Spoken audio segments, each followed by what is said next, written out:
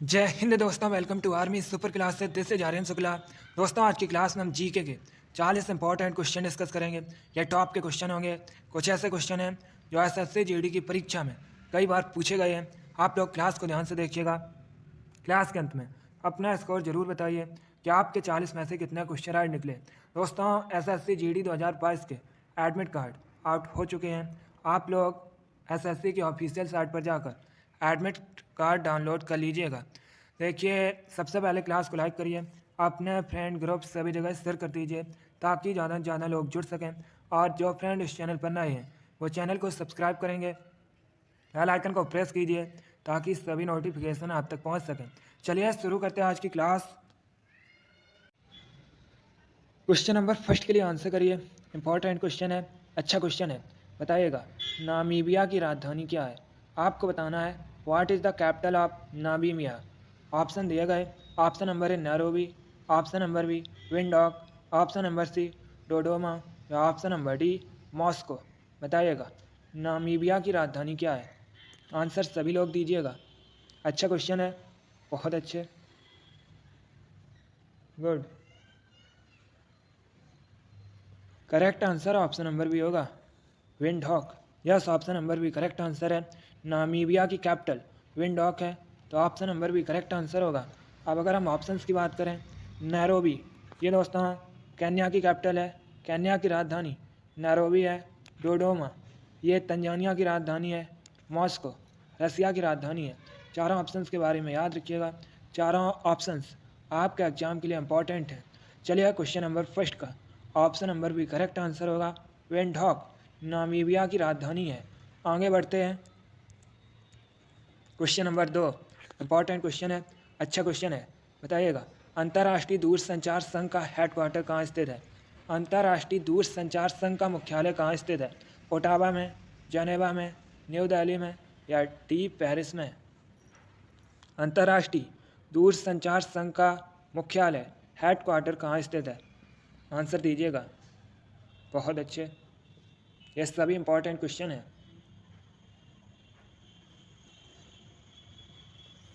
Right answer option number B होगा, Geneva में। Yes, option number B correct answer है। Switzerland के शहर जेनेवा में अंतर्राष्ट्रीय दूरसंचार संघ का मुख्यालय स्थित है, तो option number B correct answer होगा। अब आपसे यहाँ पर एक क्वेश्चन और पूछा जा सकता है कि अंतर्राष्ट्रीय दूरसंचार संघ की स्थापना कब हुई थी। तो दोस्तों 1865 में, 1865 में अंतर्राष्ट्रीय दूरसंचार संघ की स्थापना हुई थी। इसका हेडक्वार्टर जेनेवा में स्थित है। अगला क्वेश्चन देखते हैं। क्वेश्चन नंबर 3 के लिए आंसर करिए। यह क्वेश्चन एसएससी जीडी की परीक्षा में पूछा हुआ क्वेश्चन है। बताइएगा, स्वामी विवेकानंद के गुरु का नाम क्या था। आपको बताना है स्वामी विवेकानंद के गुरु का नाम। यह क्वेश्चन आपके एग्जाम में पूछा हुआ क्वेश्चन है। सभी लोग आंसर दीजिएगा। बहुत अच्छे, correct answer option number C होगा, Ramakrishna Paramhansa. Yes, option number C correct answer है। स्वामी विवेकानंद के गुरु का नाम रामकृष्ण परमहंस है, इसलिए option number C correct answer होगा। एक क्वेश्चन और एग्जाम में पूछा गया था कि स्वामी विवेकानंद ने रामकृष्ण मिशन की स्थापना कब की थी। तो ये दोस्तों की थी 1897 में, 1897 में की थी स्वामी विवेकानंद ने रामकृष्ण मिशन की स्थापना। चलिए क्वेश्चन नंबर 3 का option number C correct answer है। इतना आपको क्लियर होगा। स्वामी विवेकानंद के गुरु रामकृष्ण परमहंस थे। आगे बढ़ते हैं। अब आंसर करिए क्वेश्चन नंबर 4 के लिए। यह भी इंपॉर्टेंट क्वेश्चन है।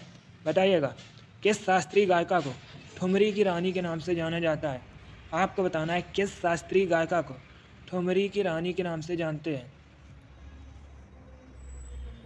आंसर सभी लोग दीजिएगा। बताइएगा, किस शास्त्रीय गायिका को ठुमरी की रानी के नाम से जानते हैं। बहुत अच्छे,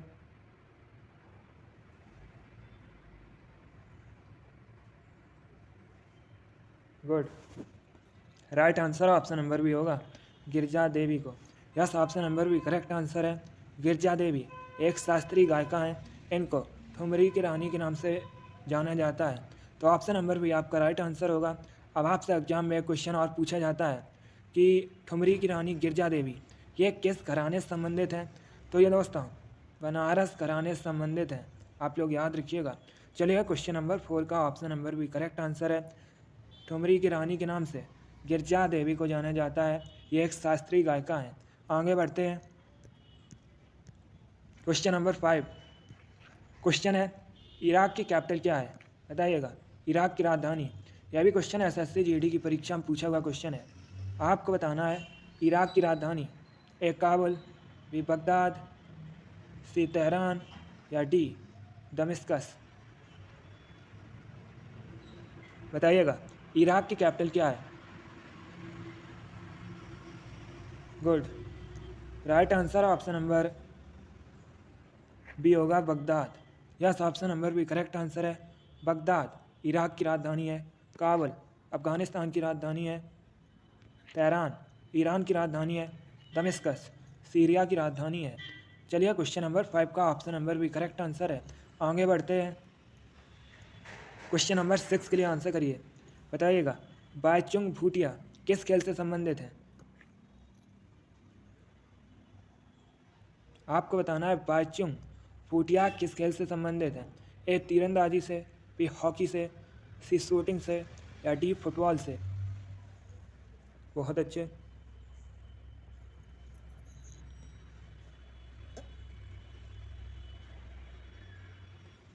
गुड,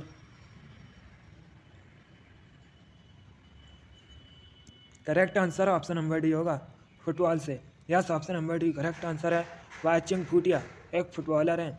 अगला क्वेश्चन देखते हैं। क्वेश्चन नंबर 7 के लिए आंसर दीजिएगा। इंपॉर्टेंट क्वेश्चन है क्योंकि यह क्वेश्चन एसएससी की परीक्षाओं में कई बार पूछा हुआ क्वेश्चन है।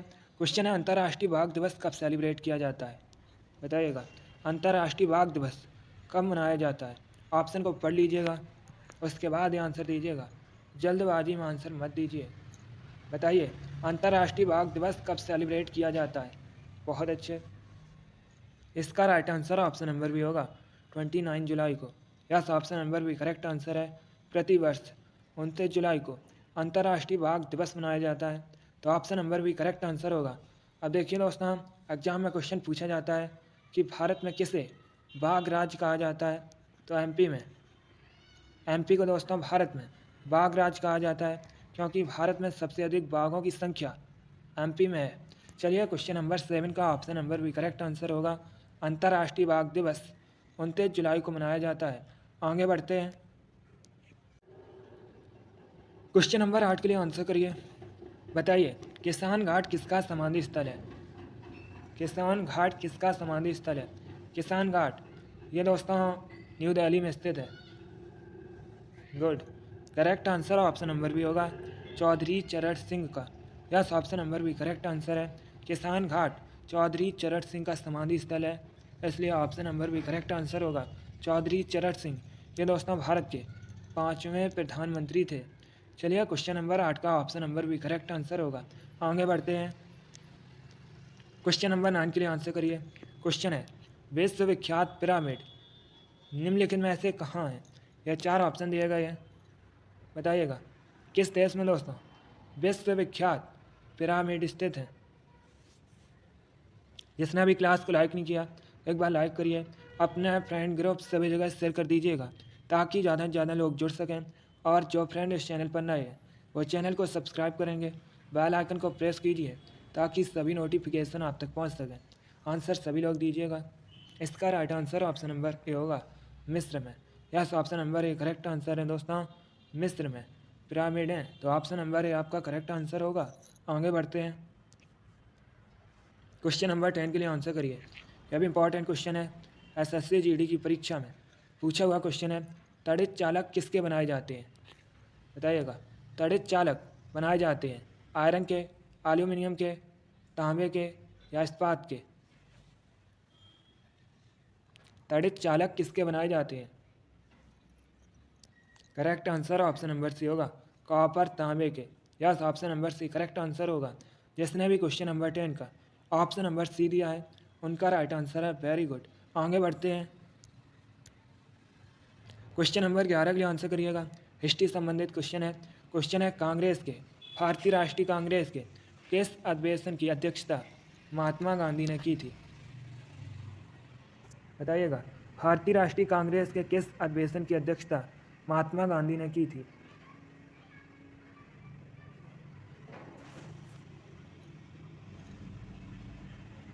गुड। इसका right answer option number B होगा, Belgaum. Yes, option number B correct answer है दोस्तों। भारतीय राष्ट्रीय कांग्रेस के बेलगांव अधिवेशन की अध्यक्षता महात्मा गांधी ने की थी। दोस्तों, भारतीय राष्ट्रीय कांग्रेस का जो बेलगांव अधिवेशन है ये 1924 में हुआ था, 1924 में हुआ था। इसकी अध्यक्षता महात्मा गांधी ने की थी। आगे बढ़ते हैं। क्वेश्चन नंबर 12 के लिए आंसर करिए। क्वेश्चन है, आदि मानव ने सर्वप्रथम क्या सीखा? बताइएगा। आदि मानव ने दोस्तों सर्वप्रथम क्या सीखा था? ए आग जलाना, बी पशुओं को पालना, सी पहिया बनाना, या डी प्याज उपजाना। बताइएगा, आदि मानव ने सर्वप्रथम क्या सीखा था?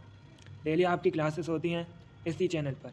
एक सुबह क्लास होती है दोस्तों 5 बजे, उसके बाद एक क्लास होती है सुबह 10:30 पर, एक क्लास होती है शाम को 4 बजे, और एक क्लास होती है शाम को 8 बजे। ये चारों क्लासेस स्पेशल एसएससी जीडी के लिए हैं, तो आप लोग डेली सभी क्लासेस को ज्वाइन कीजिएगा। बहुत अच्छे। इसका right answer option number A होगा, आग जलाना। Yes, option number A correct answer है। आदि मानव ने सर्वप्रथम आग जलाना सीखा था, तो आपका right answer option number A होगा। आगे बढ़ते हैं। क्वेश्चन नंबर 13 के लिए आंसर करिए। क्वेश्चन है, भारतीय फिल्म एवं टेलीविज़न संस्थान कहाँ स्थित है? बताइएगा। भारतीय फिल्म एवं टेलीविज़न संस्थान कहाँ स्थित है? ए न्यू दिल्ली में, बी पुणे में, सी भोपाल में, या डी मुंबई में। आंसर आप लोग दीजिए। बहुत अच्छे। Correct answer option number B होगा, पुणे में। Yes, option number B correct answer है। महाराष्ट्र के पुणे में भारतीय फिल्म एवं टेलीविज़न संस्थान स्थित है। Option number B correct answer होगा। एक क्वेश्चन और एग्जाम में पूछ लेते हैं कि भारतीय फिल्म एवं टेलीविज़न संस्थान की स्थापना कब हुई थी? तो दोस्तों, इसकी स्थापना 1960 में हुई थी। चलिए, क्वेश्चन नंबर 13 का option number B correct answer होगा। अगला क्वेश्चन देखते हैं। क्वेश्चन नंबर 14 के लिए आंसर करिए। बताइएगा, पुलेला गोपीचंद किस खेल से संबंधित है? आपको बताना है पुलेला गोपीचंद ये किस खेल से संबंधित है? ए बैडमिंटन से, बी हॉकी से, सी टेबल टेनिस से, या डी क्रिकेट से। बहुत अच्छे। Correct answer option number A होगा, बैडमिंटन से। Yes, option number A correct answer है। पुलेला गोपीचंद बैडमिंटन से संबंधित हैं, इसलिए option number A correct answer होगा। साइना नेहवाल, पीवी सिंधु, ये भी दोस्तों बैडमिंटन की स्टार प्लेयर हैं। चलिए, क्वेश्चन नंबर 14 का option number A correct answer होगा। अगला क्वेश्चन देखते हैं। क्वेश्चन नंबर 15 के लिए आंसर करिए। बताइएगा, किसे नहरों का देश कहा जाता है? आपको बताना है किसे नहरों का देश कहा जाता है। ए भारत को, बी चाइना को, सी पाकिस्तान को, या डी रसिया को। किसे नहरों का देश कहा जाता है? इसका right answer option number C होगा, पाकिस्तान को। Yes, option number C correct answer है। पाकिस्तान को नहरों का देश कहा जाता है, तो ऑप्शन नंबर सी आपका राइट आंसर होगा। आगे बढ़ते हैं। क्वेश्चन नंबर 16 के लिए आंसर करिए। यह भी क्वेश्चन एसएससी जीडी की परीक्षा में पूछा हुआ क्वेश्चन है। बताइएगा, विश्व ओजोन दिवस कब मनाया जाता है? आपको बताना है विश्व ओजोन दिवस कब मनाया जाता है। यह भी इंपॉर्टेंट क्वेश्चन है। इसका right answer option number A होगा, 16 सितंबर को। Yes, option number A correct answer है। प्रतिवर्ष 16 सितंबर को विश्व ओजोन दिवस मनाया जाता है, तो option number A correct answer होगा। क्वेश्चन नंबर 17 के लिए आंसर करिए। यह भी इंपॉर्टेंट क्वेश्चन है। क्वेश्चन है दोस्तों, ओलंपिक खेलों का आयोजन कितने वर्षों के अंतराल में होता है? बताइएगा, ओलंपिक खेलों का आयोजन कितने वर्षों के अंतराल में होता है? ए 2 वर्ष में, बी 4 वर्ष के, सी 3 वर्ष के, या डी 5 वर्ष के। Correct answer option number B होगा, 4 वर्ष के। Yes, option number B correct answer है। ओलंपिक खेलों का आयोजन 4 वर्ष के अंतराल में होता है, तो option number B correct answer होगा। अब आपसे एग्जाम में क्वेश्चन पूछा जा सकता है कि ओलंपिक खेल 2024 का आयोजन कहाँ पर होगा? दोस्तों, जो 2024 में ओलंपिक खेल होने हैं ये फ्रांस के पेरिस में आयोजित होंगे। आप लोग याद रखिएगा, ये क्वेश्चन इंपॉर्टेंट है, एग्जाम में देखने को मिल सकता है। चलिए क्वेश्चन नंबर 17 का ऑप्शन नंबर भी करेक्ट आंसर होगा। आगे बढ़ते हैं। क्वेश्चन नंबर 18 के लिए आंसर करिए। क्वेश्चन है, मध्य प्रदेश का आपको राजकीय वृक्ष बताना है। बताइएगा, मध्य प्रदेश का राजकीय वृक्ष क्या है? ए नीम, बी बरगद, सी पीपल या D none of these. Correct answer option number B होगा, बरगद। Yes, option number B correct answer है, बरगद मध्य प्रदेश का राजकीय वृक्ष है। आगे बढ़ते हैं। क्वेश्चन नंबर 19 के लिए आंसर करिए। हिस्ट्री संबंधित क्वेश्चन है। क्वेश्चन है दोस्तों, उदयन किस वंश का शासक था? बताइएगा, उदयन किस वंश का शासक था? ए शिशुनाग वंश, बी नंद वंश, सी हर्यक वंश या डी मौर्य वंश।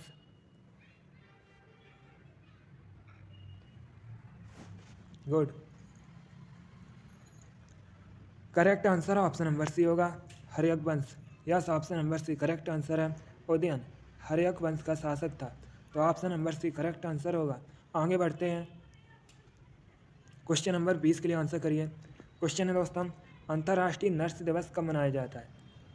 बताइएगा, अंतर्राष्ट्रीय नर्स दिवस कब मनाया जाता है?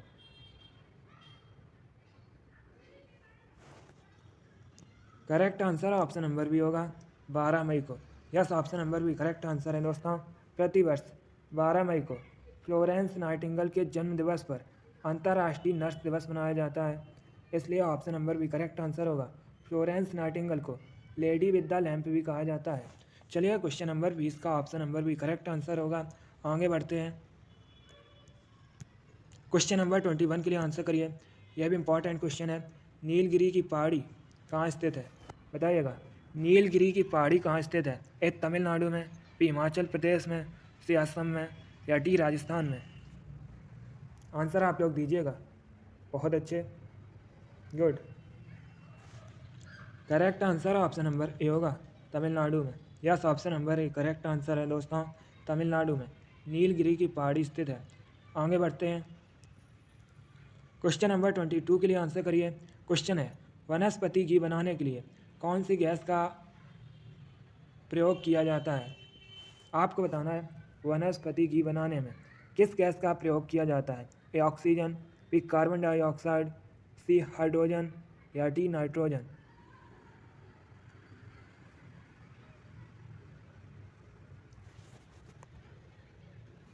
इसका right answer option number C होगा, hydrogen. Yes, option number C correct answer है।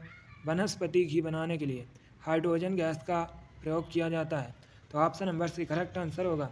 आगे बढ़ते हैं। अब क्वेश्चन नंबर 23 के लिए आंसर करिए।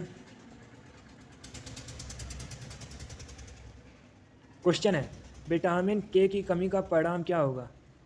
बताइएगा, विटामिन के की कमी का परिणाम क्या होगा? ए स्कर्वी रोग, बी रुधिर का थक्का बनने में कठिनाई, सी सांस लेने में कठिनाई या डी दृष्टि दोष। विटामिन के की कमी से क्या होगा? आंसर करिएगा। Good, correct answer option number B होगा, रुधिर का थक्का बनने में कठिनाई। Yes, option number B correct answer होगा। आगे बढ़ते हैं। क्वेश्चन नंबर 24 के लिए आंसर करिए। यह भी इंपॉर्टेंट क्वेश्चन है, एग्जाम में पूछा हुआ क्वेश्चन है। क्वेश्चन है दोस्तों, भारत में सबसे लंबा रेलवे प्लेटफॉर्म कहाँ स्थित है? बताइएगा, भारत में सबसे लंबा रेलवे प्लेटफॉर्म यह कहाँ स्थित है? ए गोरखपुर में, बी लखनऊ में, सी दिल्ली में या डी बेंगलुरु में। Correct answer option number A होगा, गोरखपुर में। Yes, option number A correct answer है दोस्तों, उत्तर प्रदेश के गोरखपुर में सबसे लंबा प्लेटफॉर्म स्थित है, इसलिए option number A correct answer होगा। एक क्वेश्चन और एग्जाम में पूछ लेते हैं कि गोरखपुर यह किस नदी के किनारे स्थित है?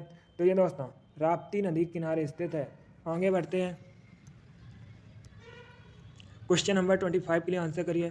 क्वेश्चन है, भारत का प्रथम व्यक्ति कौन होता है? बताइएगा, भारत का प्रथम व्यक्ति कौन होता है? आंसर दीजिएगा। ए प्रेसिडेंट, बी प्राइम मिनिस्टर, सी उपराष्ट्रपति या डी सर्वोच्च न्यायालय का मुख्य न्यायाधीश। Correct answer option number A होगा राष्ट्रपति। Yes, option number A correct answer है। भारत का प्रथम व्यक्ति राष्ट्रपति होता है। अगला क्वेश्चन देखते हैं। क्वेश्चन नंबर 26 के लिए आंसर करिए। यह भी अच्छा क्वेश्चन है। क्वेश्चन है जून 2014 में आंध्र प्रदेश के विभाजन के बाद किस राज्य का गठन हुआ? बताइएगा। जून 2014 में आंध्र प्रदेश के विभाजन के बाद किस राज्य का गठन हुआ था? ए कर्नाटक, बी छत्तीसगढ़, सी झारखंड या D Telangana? Good. Correct answer option number D होगा तेलंगाना का। Yes, option number D correct answer है। जून 2014 में आंध्र प्रदेश के विभाजन के बाद तेलंगाना राज्य का गठन हुआ, तो option number D correct answer होगा। अब इस प्रकार से भी क्वेश्चन पूछ लेते हैं कि तेलंगाना राज्य का गठन किस सन में हुआ था या कब हुआ था? तो दोस्तों जून 2014 में तेलंगाना का गठन हुआ था। और एक क्वेश्चन पूछ लेते हैं कि तेलंगाना का गठन किस राज्य से अलग होकर हुआ था? तो यह दोस्तों हुआ था आंध्र प्रदेश के विभाजन के बाद। चलिए क्वेश्चन नंबर 26 का option number D correct answer होगा। आगे बढ़ते हैं। इसका option number D correct answer है तेलंगाना। क्वेश्चन नंबर 27 के लिए आंसर करिए। क्वेश्चन है गाइड पुस्तक के लेखक कौन है? बताइएगा, गाइड पुस्तक के लेखक कौन है? गुड। ऑप्शन नंबर सी सही उत्तर है, R K Narayan. Yes, option number C correct answer है। गाइड पुस्तक आर के नारायण द्वारा लिखी गई है। आगे बढ़ते हैं। क्वेश्चन नंबर 28 के लिए आंसर करिए। क्वेश्चन है चंद्रगुप्त मौर्य का पुत्र कौन था? ये 4 ऑप्शन दिए गए हैं, आपको बताना है इनमें से कौन चंद्रगुप्त मौर्य का पुत्र है।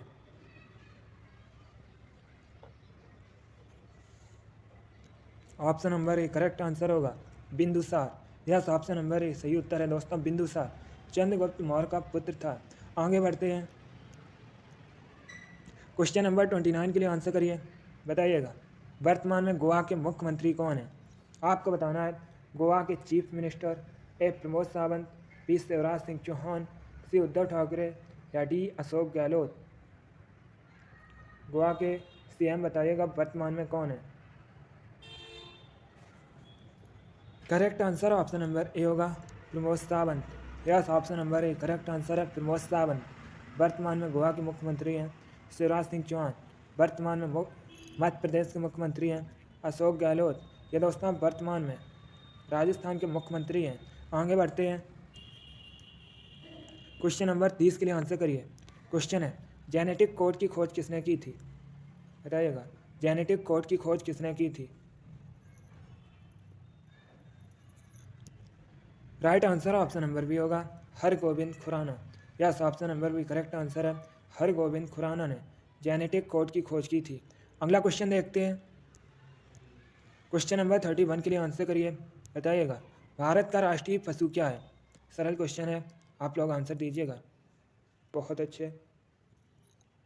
इसका right answer option number A होगा बाघ। Yes, option number A correct answer है बाघ भारत का राष्ट्रीय पशु है। आगे बढ़ते हैं। क्वेश्चन नंबर 32 के लिए आंसर करिए। खेल से संबंधित क्वेश्चन है। बताइएगा, अंकिता रैना किस खेल से संबंधित है?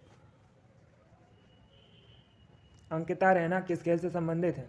ए क्रिकेट से, बी बैडमिंटन से, सी हॉकी से या डी टेनिस से? इसका right answer option number D होगा टेनिस से। Yes, option number C correct answer है। Ankita Raina Indian tennis player है। आगे बढ़ते हैं। क्वेश्चन नंबर 33 के लिए आंसर करिए। बताइएगा, बांदीपुर अभ्यारण्य ये किस राज्य में स्थित है? आपको बताना है बांदीपुर अभ्यारण्य कहाँ पर है? तमिलनाडु में, उत्तर प्रदेश में, कर्नाटक में या मध्य प्रदेश में? बांदीपुर अभ्यारण्य कहाँ पर है? Correct answer option number C होगा कर्नाटक में। Yes, option number C correct answer है। बांदीपुर अभ्यारण्य कर्नाटक में स्थित है। क्वेश्चन नंबर 34 के लिए आंसर करिए। क्वेश्चन है वियतनाम की राजधानी हनोई किस नदी के किनारे अवस्थित है? पहली बात तो आप लोग याद रखिएगा, वियतनाम की राजधानी हनोई है। अब बताइएगा किस नदी के किनारे स्थित है? Good. Right answer option number A होगा लाल नदी किनारे। Yes option number A correct answer है। वियतनाम की राजधानी हनोई लाल नदी किनारे स्थित है। आगे बढ़ते हैं, क्वेश्चन नंबर 35 के लिए आंसर करिए। क्वेश्चन है, सिंधु घाटी सभ्यता की कौन सी लिपि थी? बताइएगा, सिंधु घाटी सभ्यता की लिपि कौन सी थी? ए ब्राह्मी, बी तमिल, सी खरोष्टी या डी अज्ञात? Good, right answer option number D है अज्ञात। Yes option number D correct answer है दोस्तों। सिंधु घाटी सभ्यता की लिपि अज्ञात थी। अभी दोस्तों इस लिपि को पढ़ा नहीं जा सका है। चलिए क्वेश्चन नंबर 35 का option number D correct answer होगा। आगे बढ़ते हैं,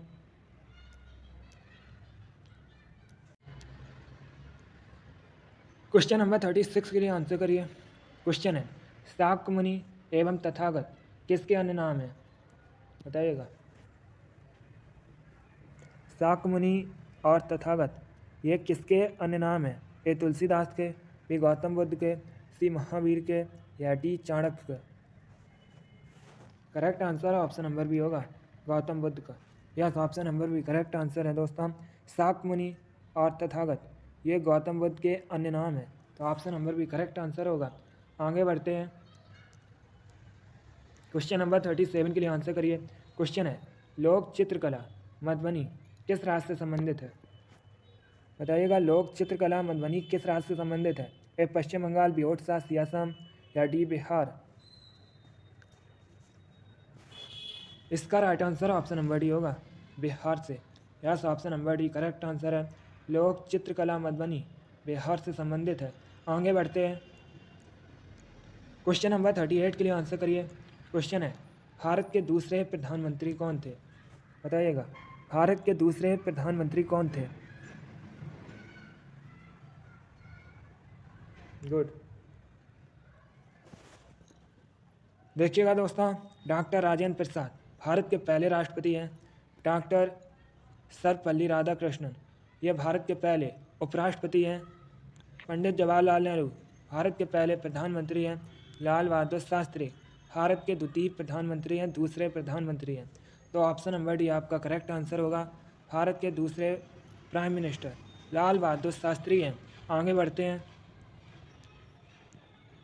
क्वेश्चन नंबर 39 के लिए आंसर करिए।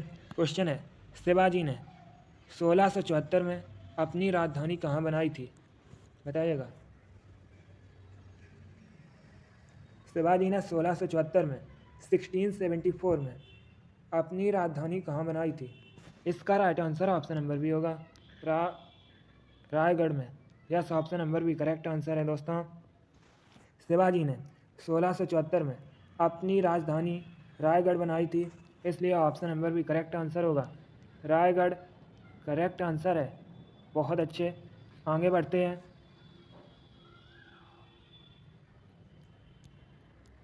क्वेश्चन नंबर 40 के लिए आंसर करिए। यह भी इंपॉर्टेंट क्वेश्चन है। रेगिस्तान में मरीचिका किस कारण दिखाई देती है? बताइएगा, रेगिस्तान में मरीचिका किस कारण दिखाई देती है? ए प्रकाश के आवर्तन के कारण, बी प्रकाश के पूर्ण आंतरिक परावर्तन के कारण, सी प्रकाश के प्रकीर्णन के कारण या डी नन ऑफ दीज इनमें से कोई नहीं। इसका right answer option number B होगा। रेगिस्तान में मरीचिका प्रकाश का पूर्ण आंतरिक परावर्तन के कारण दिखाई देती है, तो option number B correct answer होगा। आप लोग याद रखिएगा, रेगिस्तान में मरीचिका प्रकाश के पूर्ण आंतरिक परावर्तन के कारण दिखाई देती है। जिसने भी क्वेश्चन नंबर 40 का ऑप्शन नंबर बी दिया है उनका राइट आंसर है। वेरी गुड, बहुत अच्छे दोस्तों, गुड। चलिए दोस्तों, आज की क्लास में हमने 40 इंपॉर्टेंट क्वेश्चन डिस्कस किए with extra fact. I hope आप सभी को ये क्वेश्चन समझ आए होंगे। सो क्लास को लाइक करिए, शेयर करिए। चैनल पर नए हैं तो चैनल को सब्सक्राइब कीजिए, बेल आइकन को प्रेस कीजिए ताकि सभी नोटिफिकेशन आप तक पहुंच सकें। आप लोग अपना स्कोर ज़रूर बताइए कि आपके 40 में से कितने क्वेश्चन आज निकले। इसी के साथ मैं आपको मिलूँगा अगली क्लास में। Thank you guys, thank you for watching. God bless you all.